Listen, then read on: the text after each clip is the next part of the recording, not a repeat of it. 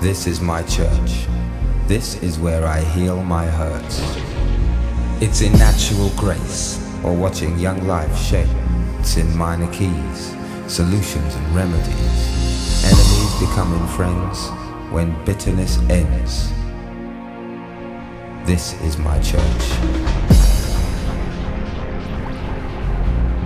This is my church.